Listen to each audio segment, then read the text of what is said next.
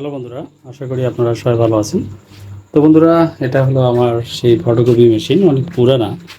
এই মেশিনগুলো আসলে কিভাবে চালায় সেগুলো আসলে আমি ইউটিউবে খুব একটা ভিডিও দেখি না বা কোনোখানেও খুব একটা ভিডিও পাই না। তাই আমি আমার এই মেশিনটা কিভাবে আমি চালাই তার একটা ভিডিও আপনাদেরকে দেখাচ্ছি। এটা হলো অনেক পুরানো একটি মেশিন। এই দেখুন, এটা হলো আপনার 2540। মেশিনের নাম হলো, এটা হলো তোশিবা, অনেক পুরানো মেশিন তোশিবা। এই সাইডটা দেখতে পাচ্ছেন, যদিও রাতের বেলা ভিডিও করতেছি তো তাই একটু হয়তো দেখতে এমন লাগতেছে। এরপর দেখুন এর ভিতরটা, মেশিনটার ভিতরগুলো কেমন থাকে একটু দেখাচ্ছি আপনাদেরকে। এটাকে একটু ভাষায় রাখি, দেখুন এটা এইভাবে ভাষাতে হয়। আসলে মেশিনের ভিতরের পার্টসগুলো কিন্তু ঠিক এভাবে থাকে। এখানে কাগজ আটকায় গেলে এখান থেকে কিন্তু কাগজটা বের করে নিতে হয়। তো যাই হোক, আর এটা বসার পর এভাবে একটু চাপে দেওয়ার লাগে। যাই হোক, আমরা একটা জিনিস দিয়ে দেখি এটা কিভাবে কি করে। এটা কিভাবে লাগা যায়, এখানে এটা পাম্প করলে আপনার কালির যদি কোনো জটিলতা থাকে তাহলে আপনি যদি এটা এভাবে পাম্প করেন তাহলে কালিটা চলে যায়। তারপর এখানে হলো ড্রাম বক্স, এটাতে কিন্তু আপনার কালিগুলো যাওয়ার পর এখানে কিন্তু জমা হয় ডাস্ট হিসেবে। তারপর এটা হলো সেই মেইন বক্স, এটাতে কিন্তু আপনার ভিতরে সুইচ আছে, আছে। এটার মাধ্যমে কিন্তু এখানে এই যেটা এভাবে দিলে এটা এইভাবে থাকে, এটা এভাবে দেওয়ার পর এটা এভাবে টানলে কিন্তু এভাবে কিন্তু কালি বক্সটা এখানে চলে আসে। এইগুলো মেশিনের সিস্টেমগুলো আসলে এরকম।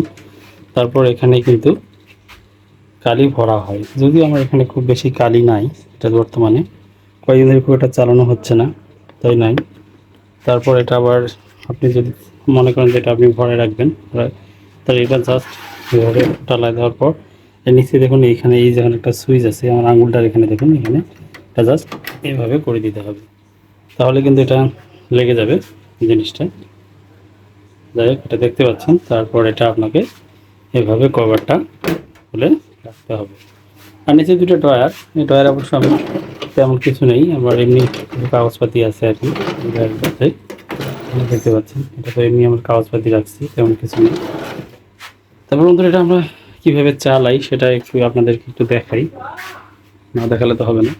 এটা হলো সেই সুইচ, আর উপরে দেখুন আমার একটা কাট আউট লাগা আছে, এটার মাধ্যমে কিন্তু জিনিসটা আমি চালাই। যাই হোক, একটু আপনাদেরকে দেখাই।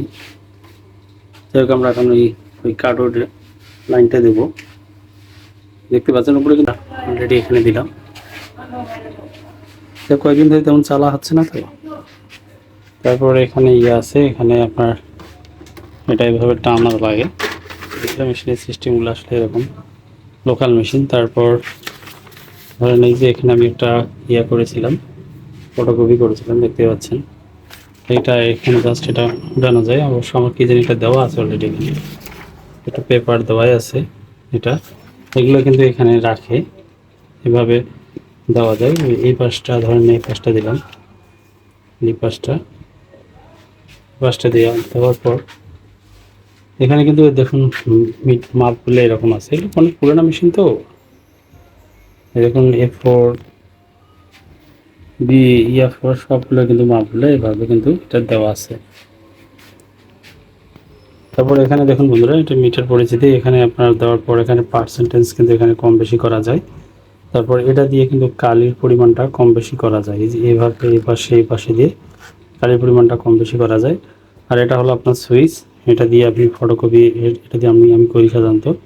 তাছাড়া এটাও একটা সুইচ আছে।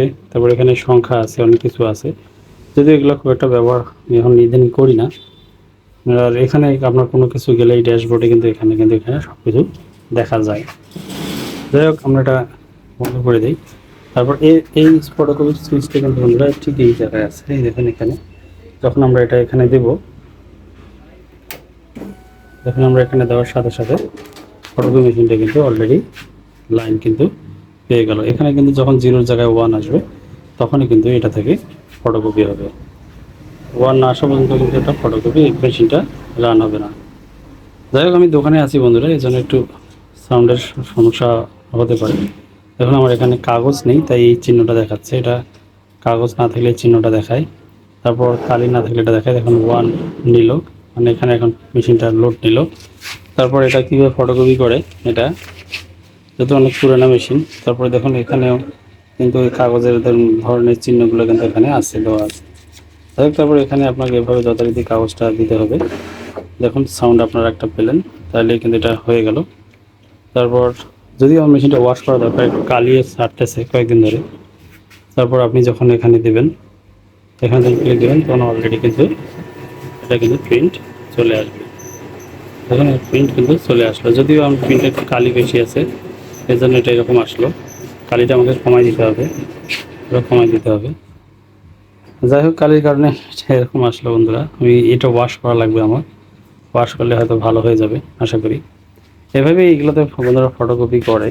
আর আর নিয়ে এটা কি দেখাবো, এটা অনেক পুরানো মেশিন একটা, তাই খুব বেশি কিছু দেখানোর নেই। দেখুন এখানে লাগে আছে, এখানে এইটাই হলো মেশিনটা, তোশিবা মেশিন, দেখতে পাচ্ছেন। ঠিক আছে বন্ধুরা, এখানে রাখতেছি।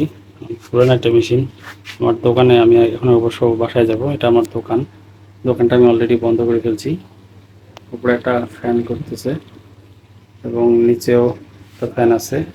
আর এটা হলো বাইরের পাশ, বাইরের সাইকেল আছে এবং বাইরের পাশটা অনেক ফুটফুটে অন্ধকার, দেখতে পাচ্ছেন কি অবস্থা। বাইকটা মোটামুটি অন্ধকার হয়ে গেছে।